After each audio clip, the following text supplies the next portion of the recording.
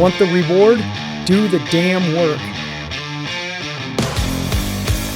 Challenge yourself. Inspire change.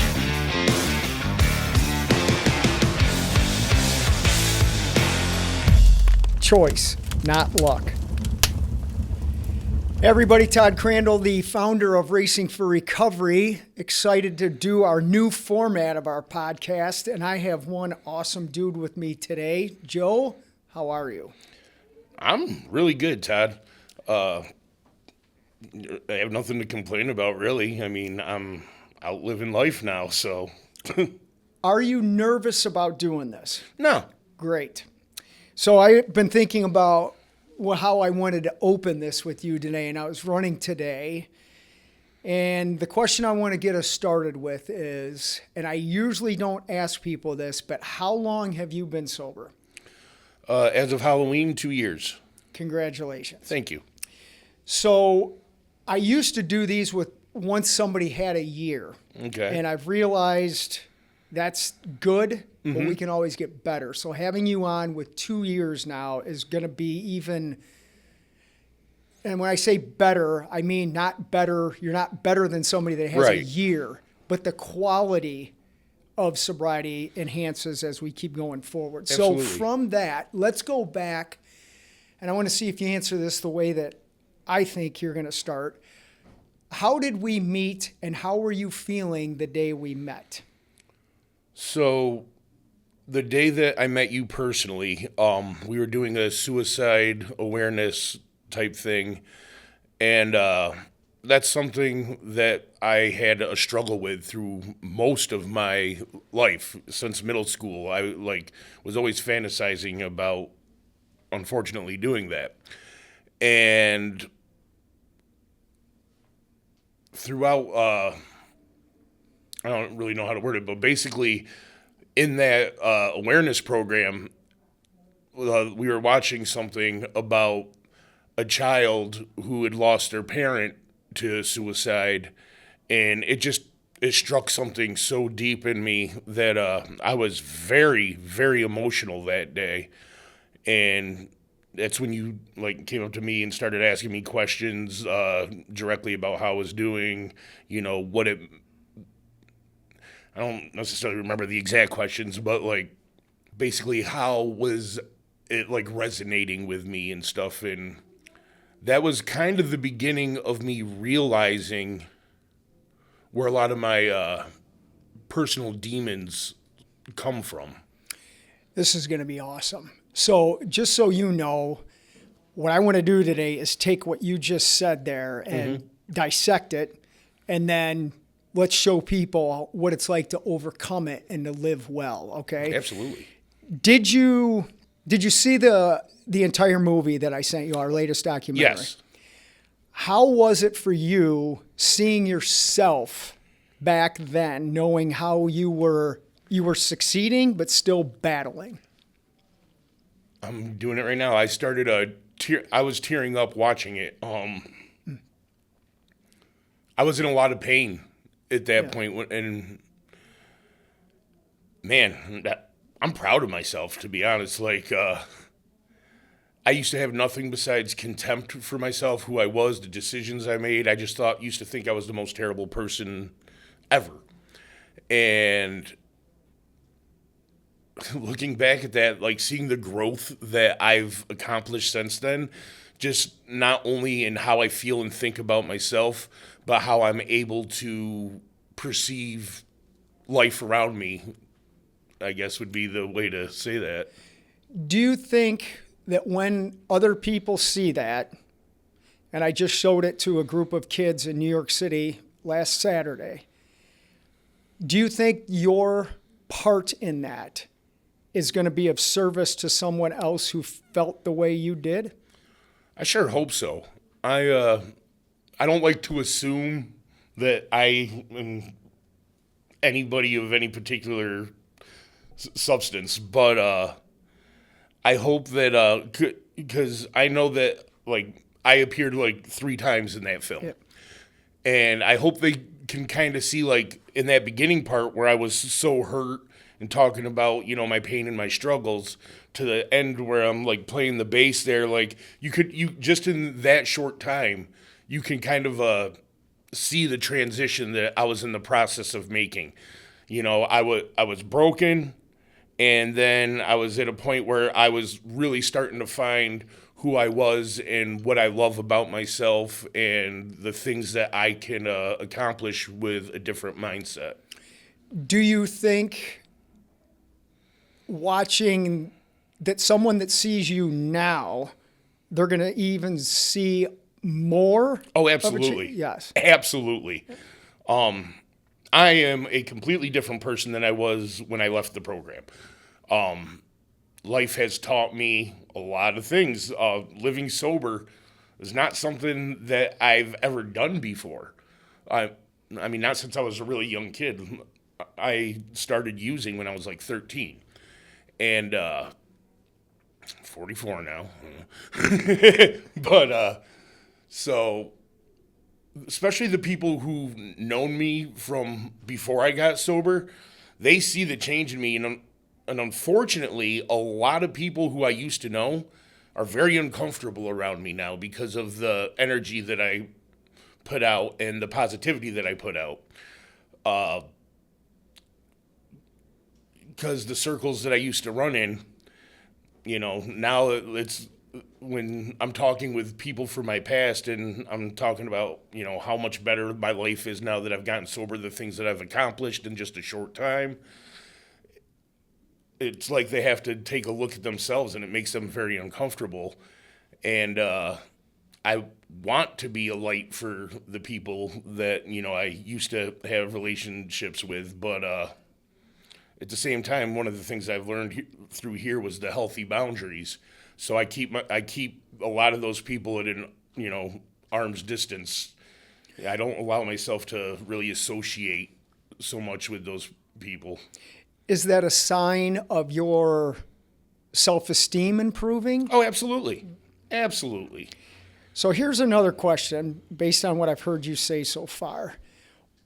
How would you say when you came in here that you were here for drug and alcohol recovery, or were you here to really understand when you made the statement, I thought about suicide my entire life and it really rocked you?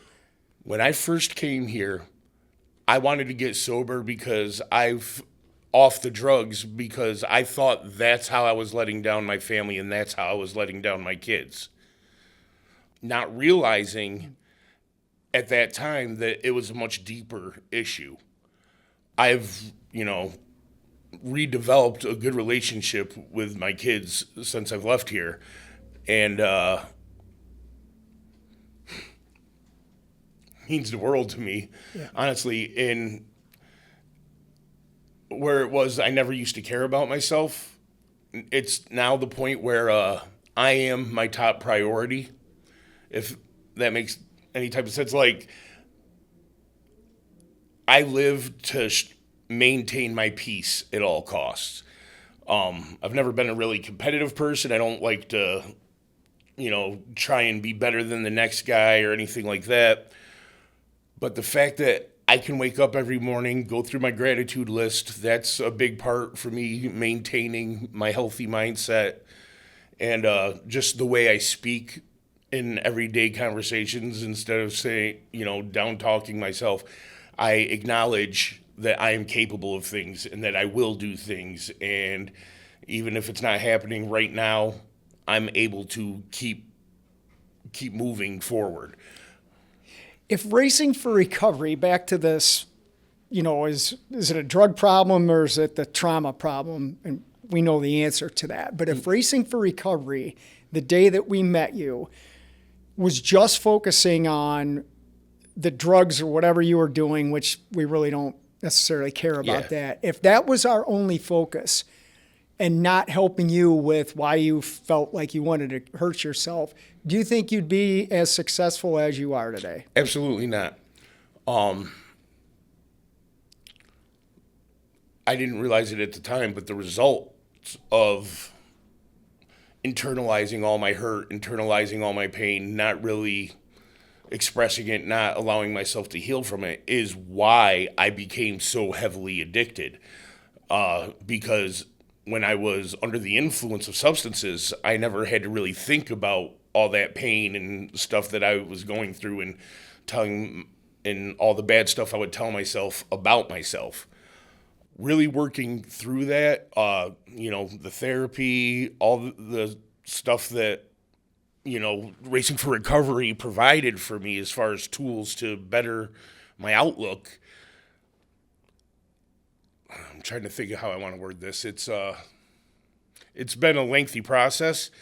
I didn't ever see a point in life. To me, it was always, why try this or why try that? Nothing's going to work out in my favor anyway. I might as well just self-destruct. Like, I had it in my head from the time I was a very young child that I was probably going to die in my 30s. And that's the way I lived my life, just on a self-destructive path. Like, it's so hard to kind of sum up that feeling because, like, every day I would wake up and just like, oh, God, here we go again. I'm going to let down the people I care about. I'm going to let down myself. I had no faith in anything that I was capable of or anything around me. I just thought it was all a big scheme. There's no point in really pursuing anything because it'll always blow up in my face. Nothing ever works out in my favor. I just kind of gave up. Like, I would say I just gave up by the time I was in my late 20s. Like, just life is meaningless. There was no point to anything. Nobody would care if I was gone. Actually, the world would be a better place if I wasn't in it. And that was a constant feeling 24 hours a day for me. Tell me, prior to using drugs, what was good that you used to cope with the bad feelings that you're now describing? Pre-addiction, what was good for you? Or what did you utilize, I'd say, as a lifeline? Imagination. Like I said, I started using at a very young age, but I was very wanting to play all the time. There was, when I found theater, once I got a little bit older, that's where I really found where my passion and love for performance, music, all that really started to develop.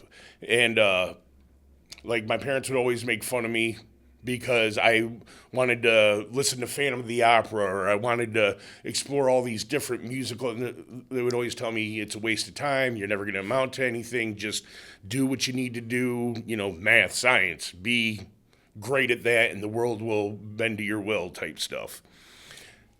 And that didn't work for me. No, I'm kind of chuckling because now I'm thinking of you are the voice for our third book, Choices and Consequences. Yeah. And if I'm not mistaken, you had, when we were talking about goals we wanted to do in group one day, you had said something about... I wanted to be a voice actor. That's right. Like, my dream, and to this day, is I want to be a cartoon character. I have hundreds of, voices and little characters in my head, and I want to be able to someday get that out there and do auditions and stuff like that. I'm just lacking the equipment at the moment. Okay, I got to come back to that because I just learned that about you. But I want to go back to the day in group because you were sitting to my right when we talked about this. And I said, hey, how about you doing the voiceover for Choices and Consequences? Can you talk about what that was like for you? And then I want to transfer that into what you now can do with what you just shared about these cartoon characters. Because it's the same process, Joe. Yeah. So when you first mentioned that to me, I'm not going to lie. I thought, we'll see, joking. Because once again, I was still in that mindset of things don't happen. But then it started occurring and you got real serious about it with me. And once that opportunity happened, I was so dedicated. I wanted to try and get it done as quickly and as, it just meant the world to me. I was so happy sitting in that booth reading the book into a microphone. That was actually pure joy to me. And it wasn't, and I hadn't experienced anything like that since performing in front of a live audience when, I was younger. And I still think about that a lot. Like, even if I'm reading at home, I kind of read out loud now and do like the characters and the voices that I hear and stuff like that. It just, yeah, it was pure joy to me. So now we're getting into what I think is really the core of Racing for Recovery. We've talked about the impact of trauma. We didn't get into details. We're certainly not talking about quantities of drugs and alcohol like Right. every other war story that people want to share. We're getting into where someone not thinking they're of value, as you talked about, having someone else, such as Racing for Recovery, see your value, giving you an opportunity, and then I'm like all of us were like, oh, this isn't going to happen, blah, blah, blah, I'm not good enough. Overcoming that, actually doing it, and feeling the way that you're awesomely sharing right now. How then, and this is something I was not prepared to ask you, how do you take what you've already known now to be true and make these other goals and dreams in your head a reality? By doing the same things I've been doing since I've left. Like I said, right now it's just a matter of getting the proper equipment. And, I got out, I had to save up and, I was able to get a car, save up for the down payment, paying on the car now. Now it's just a matter of saving up for the next thing and saving up for the next thing. And once I have the equipment, and that is a major part of what I am going to do here in the next, hopefully, year, be able to, because, computer, microphone, all that stuff, it's pretty expensive. And to get quality stuff that you actually want to use for auditions, that's really what it's going to be. Just keep, saving up. I've really have developed my life of minimalism.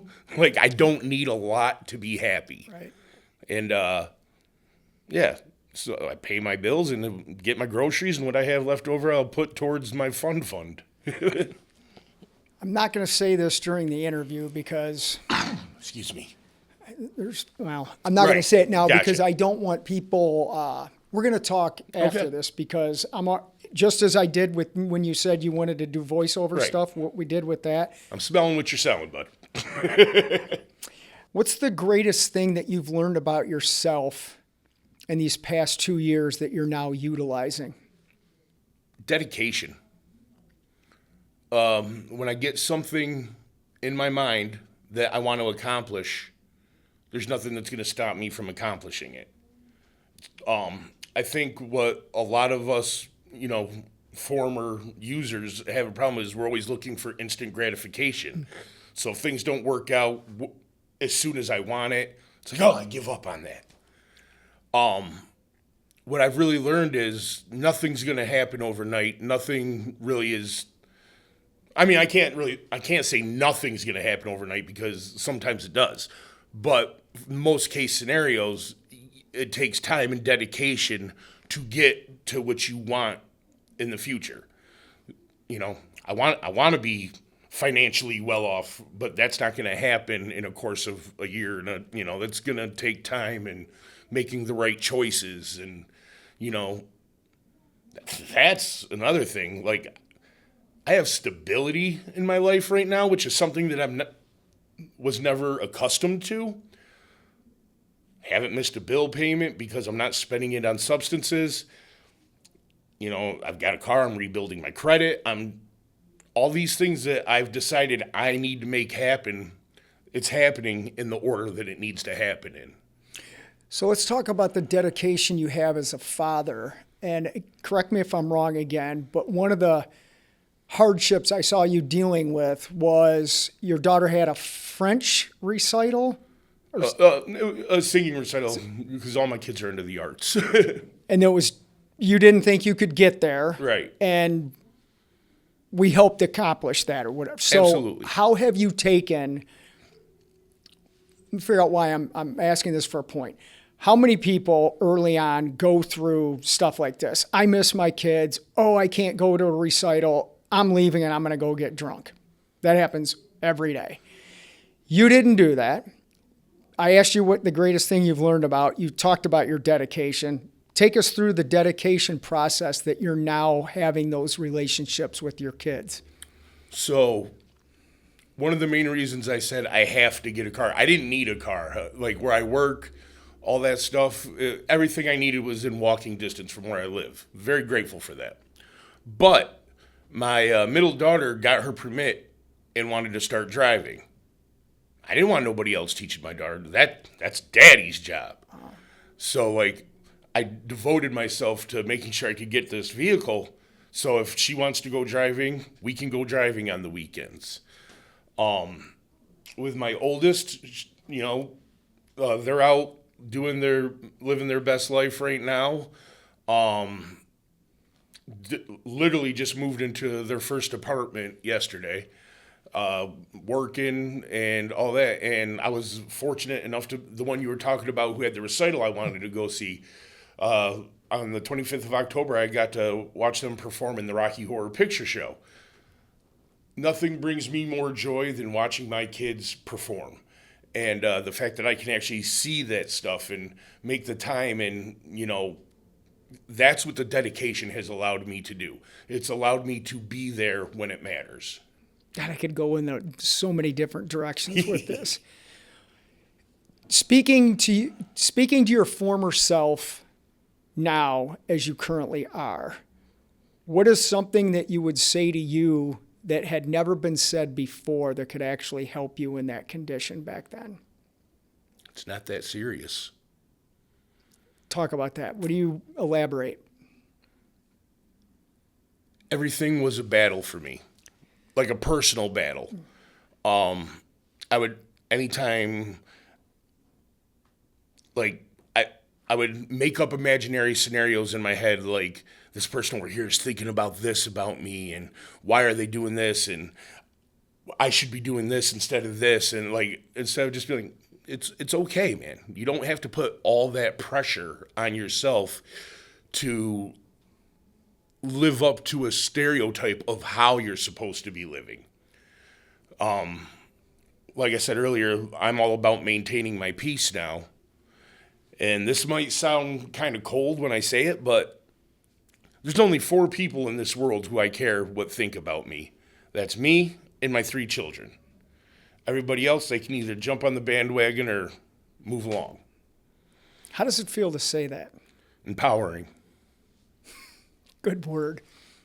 So is it safe to say that we're not powerless in sobriety?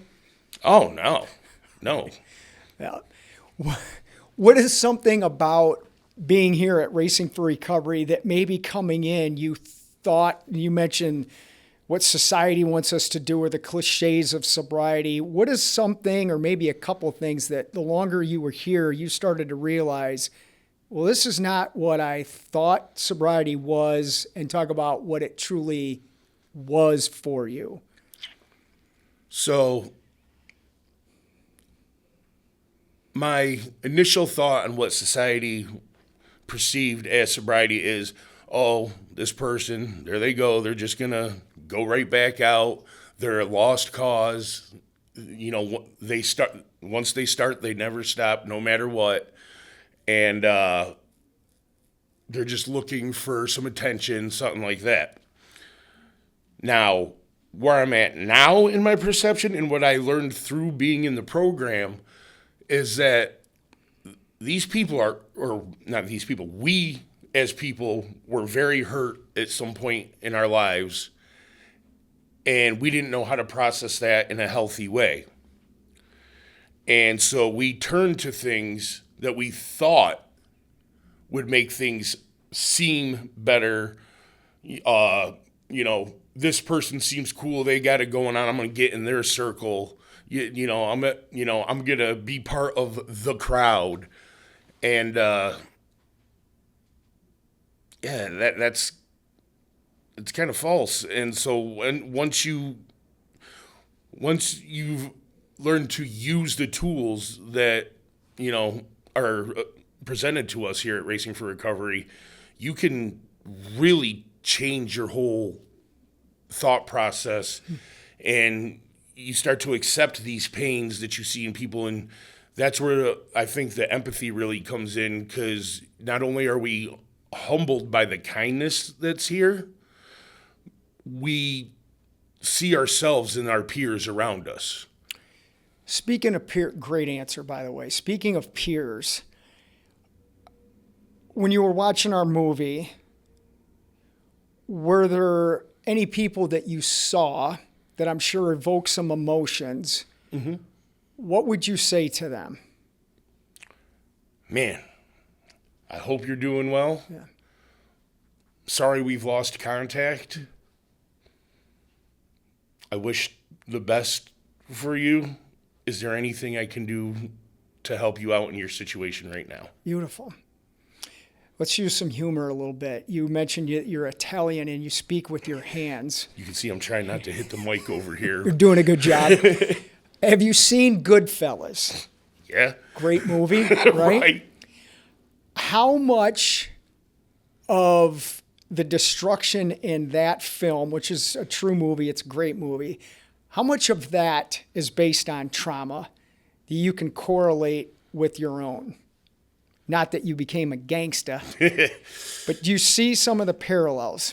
Well, yeah, because I personally was a rageaholic.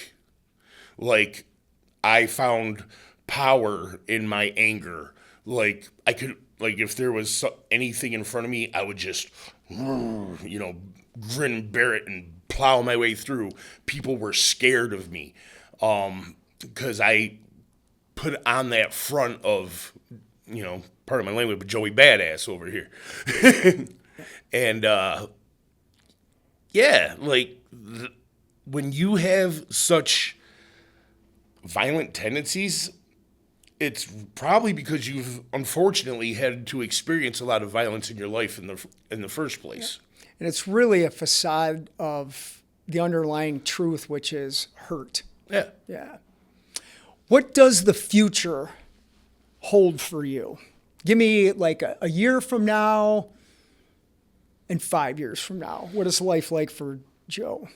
Well, a year from now, I'd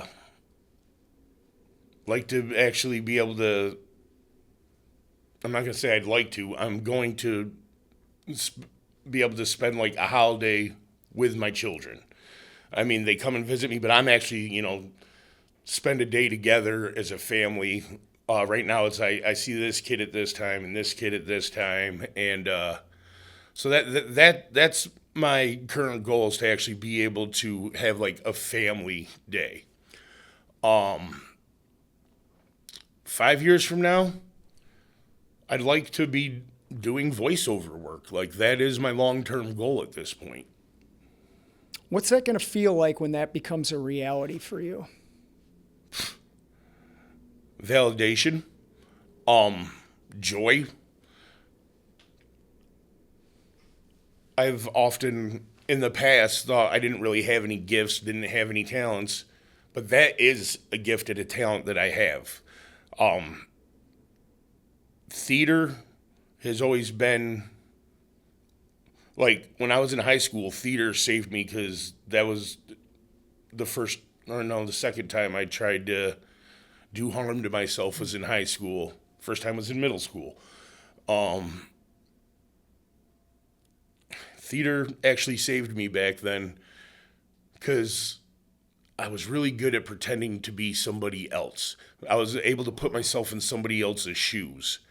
And now, being able to do that with the experiences I've had has actually helped me talk to a few people. Some friends of mine have started their journey on sobriety and stuff like that. And they call me to ask, how would you handle this situation? What are your thoughts on this? And I have a gift to put myself in other people's shoes, and I would really like to be able to use that to, make some. One, to make myself experience the joy that I have of performing, but two, to be able to say that I can relate to you. Is there anything I can do? Sounds like a lot of what we do around here, doesn't it? It sure does. Racing for Recovery saved my life. Mainly teaching me how to speak to myself and how to speak about what I'm going to do, my verbiage. Joe, I am respectfully going to say Racing for Recovery gave you an opportunity to save your own life, which you have, to do and speak and envision everything that you are. And I want to just thank you for actually taking this program and utilizing it the way it was intended to be utilized, because you, sir, are a crystal clear example of what this thing can do for somebody. Before we close, is there anything else you want to say that you think people need to hear? It's never too late. Doesn't matter how hard things are right now. They can get better. You know that saying, everything will be better in the end? Well, it's not the end, so it's going to get better.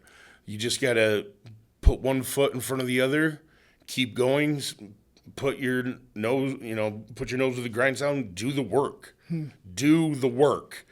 That's where I think a lot of people get it wrong. They sit, they listen, but they don't go home and they don't try to internalize it. They don't try to really make a conscious effort to take what they learn and apply it to their lives. Well said. Do you have any questions for me that might lead to me asking you more questions?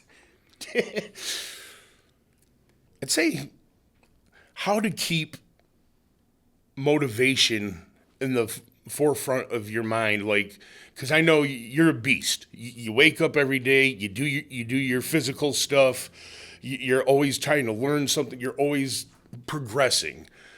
I know for me, one of the problems that I'm dealing with right now is comfortability. I've acquired what I've set out to do so far, and I'm getting pretty comfortable in my lifestyle and my situation. I have a hard time motivating myself to work towards the next step, to keep pushing forward. Like, the next thing I want to work on is my eating. So I've gotten a lot better with the food choices that I do, but just like in substance abuse, I have a tendency to overeat. Like, I can't just have a normal I don't feel satisfied in trying to just, and that's kind of why I went so far off the deep end with substance abuse. It's like, if it's there, I'm going to do it all. Food, anything that, is really put in my way. And I want to really try to work on being able to limit myself on a conscious level, because even before I sit down for a meal, I'll say, okay, I'm only going to eat this much, but then it's like, I keep going. And that is a problem for me. I've lost 50 pounds since I've left here. That's awesome. But still, I know there's a lot of work to do there. Well, as you know, I listen very intently to people. When you mentioned being comfortable, let's say that I was so comfortable that 2 weeks before I was fortunate enough to meet you, I said, I don't need to do Racing for Recovery anymore, and close the doors. That's why comfortable is not good. There's a difference of being content and being driven. So again, listening to you, when I hear all the work that you've done, the success that you've had, the dreams that you've had, I go back to, well, do you want to be the guy that is, maybe, 50, 60, 70 and you're sober, which is great, and still going, God, I should have done that. I wonder what if. Yeah. That's what keeps me driven. I'm like, I am not going to be that guy when I'm on my deathbed saying, I coulda, shoulda, woulda. I'm going to be that guy that was like, that was fun. Yeah. And the stuff you're talking about with what you really want to do, it's like there's a choice in, am I going to do that, or am I going to detail cars the rest of my life? Not that there's anything wrong with that. Right. But if we're doing that and we still don't really do some work on, well, I put down the drugs, but now food is becoming a thing, we all know where that's going to lead to.